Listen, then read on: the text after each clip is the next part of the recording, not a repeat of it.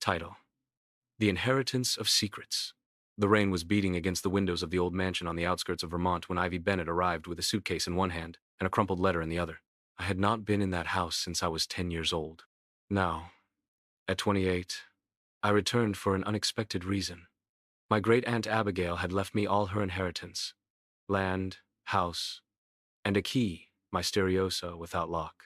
Ivy did not understand why Abigail, with whom she barely had contact after the death of her parents, had chosen her as the sole heir. The only thing she clearly remembered. In that era, the scent of lavender always floated in the air, and a boy with intense eyes who used to play in the neighboring field. The house creaked as if breathing, and the air smelled of secrets. Ivy Ank.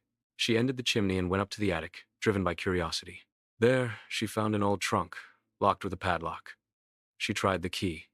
It fit.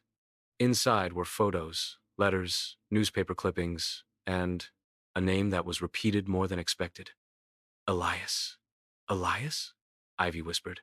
That name sounds familiar, said a voice behind her. She turned with a jump. A tall man, with a few days' beard and eyes to irrefutable rules. She looked at him from the door. Ivy took a few seconds to recognize him. Troy Harper? He smiled, with a mixture of nostalgia and nervousness. I thought you wouldn't remember me. His first kiss. Her first summer love. The boy who left without saying goodbye. What are you doing here? She asked, colder than she intended.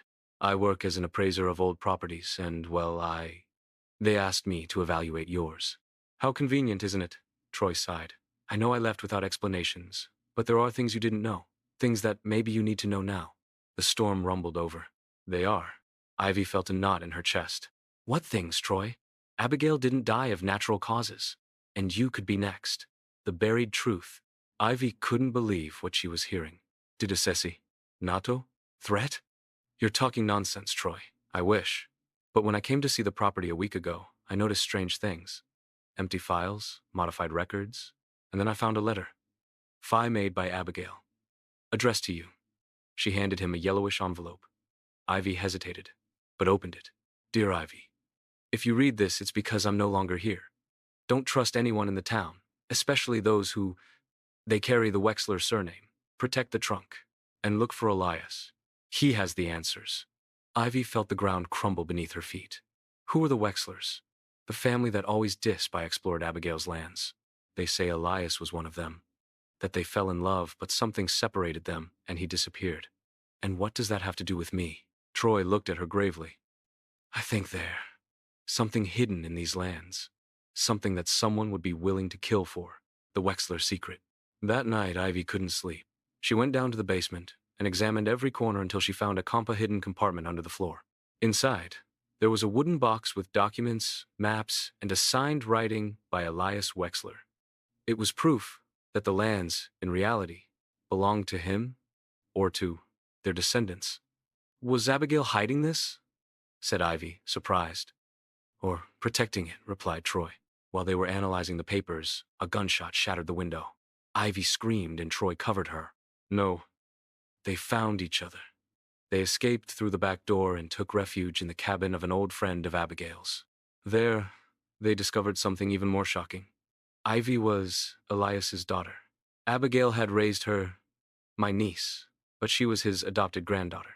My real father is Elias, and that's why they left you the house, and everything under it. What's under it? Troy hesitated. A lithium vein, a deposit hidden treasure, worth millions. Ivy felt dizzy. Everything fit together.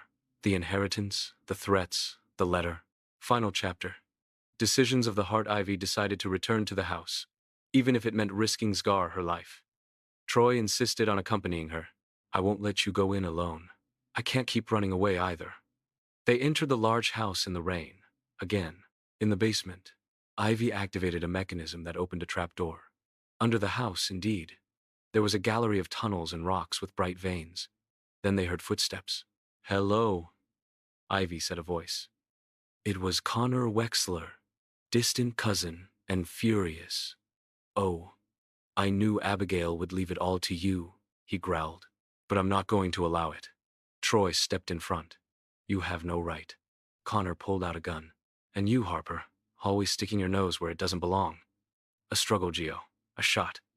Ivy screamed. believing the worst. But Troy was fine.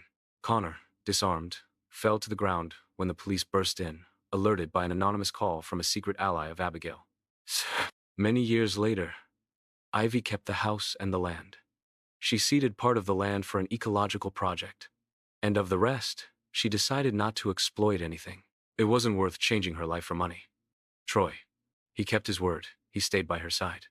Will you finally stay? Ivy asked one morning by the lake. If you let me, I want to stay forever.